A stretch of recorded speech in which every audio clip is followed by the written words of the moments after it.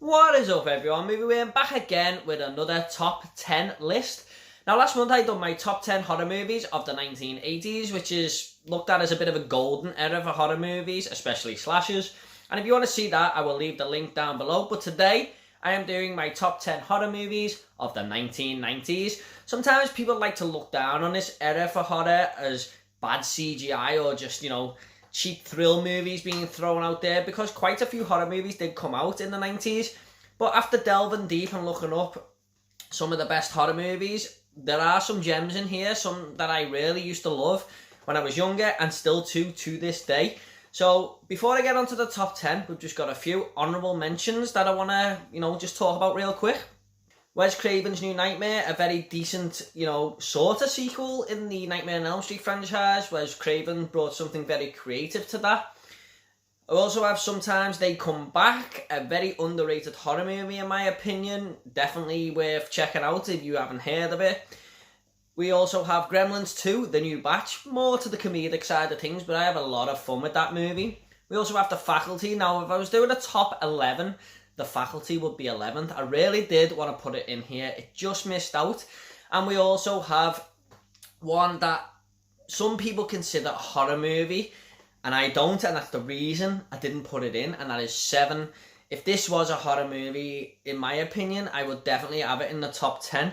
But I've never really considered a horror movie at all, and doing a bit of research, it was on some people's lists, it weren't on some people's lists. I just see that more as a crime thriller movie, so that's why it didn't make it. So if you're expecting Seven to be on the list, and it's not, that is the reason why.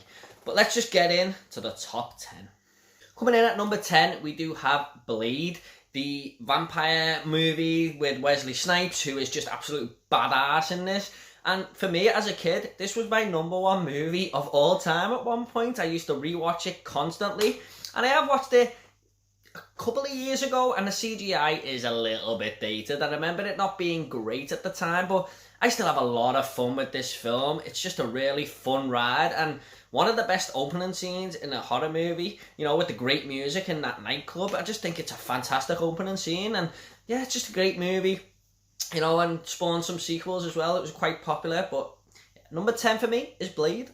Number 9 is going to be Wes Craven's The People Under the Stairs. People consider this as a bit of a hidden gem for Wes Craven because of the Nightmare on Elm Street franchise that he made and the Scream franchise that he was involved in.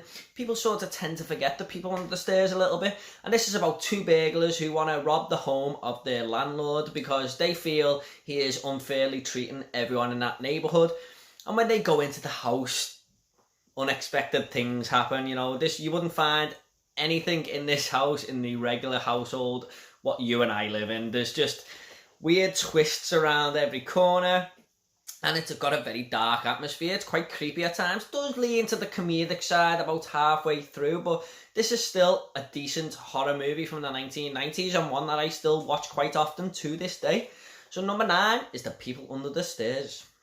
Number 8 is going to be The Craft. Now, the 1990s did have a lot of high school, teenage horror movies, and this is one of them. This basically focuses around 4 witches in a school who sort of know they have powers inside of them, and, they just need to discover them a little bit more, but the more they discover them, the worse as people they become.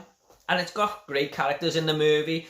There's a lot of good little scenes in there, lots of fun times to be had with this film, and it's one that I used to watch with me and my sister when I was younger all the time. It was a very rewatchable film, and I watched it a couple of years ago, and apart from a little bit of dated CGI in the final scenes, I still quite enjoyed it. It's an enjoyable movie. So yeah, number 8 is The Craft.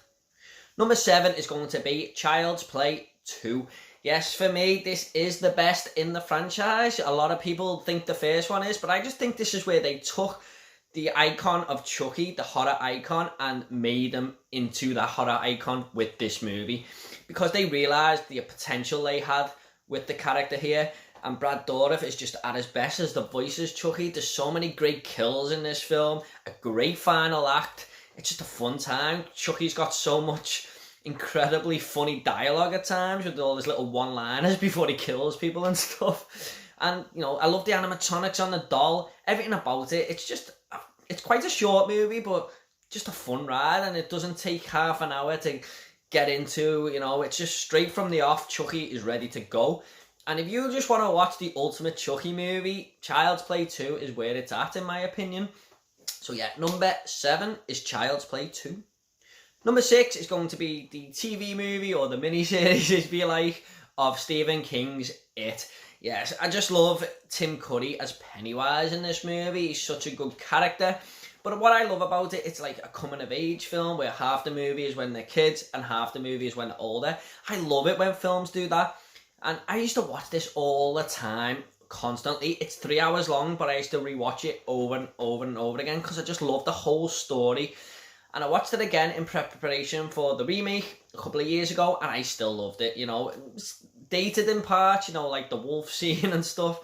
But there was still some creepy moments involving Pennywise, and the old woman scene, that's still quite effective. Way better than the one in It Chapter 2, in my opinion. And, it's got a bad final scene with the tarantula. It's very infamous, that scene, the big spider, but yeah, I'd still love the movie. It's still a great film. And, the second half, I don't feel it's as bad as what most people say. So yeah, number 6 is Stephen King's It. Number 5 is going to be From Dusk Till Dawn.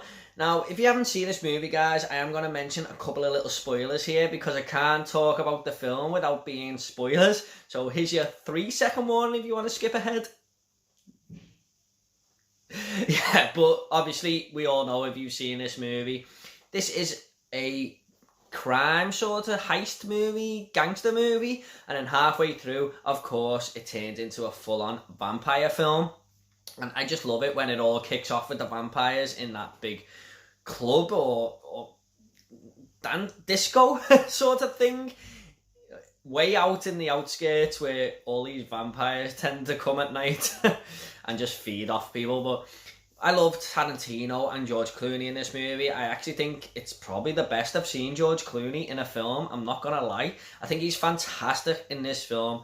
Tarantino's such a creepy little character, and that scene with the woman in the room is just really, really sticks with you.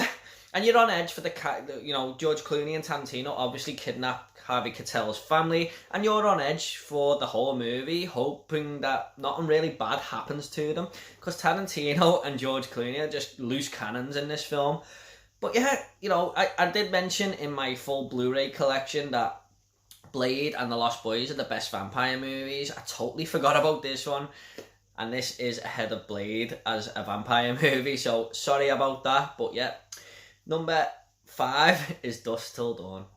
Number 4 is going to be Scream. Like I mentioned with The Craft, a lot of teenage horror movies came out based in high schools and stuff, and Scream really did set the template for them films.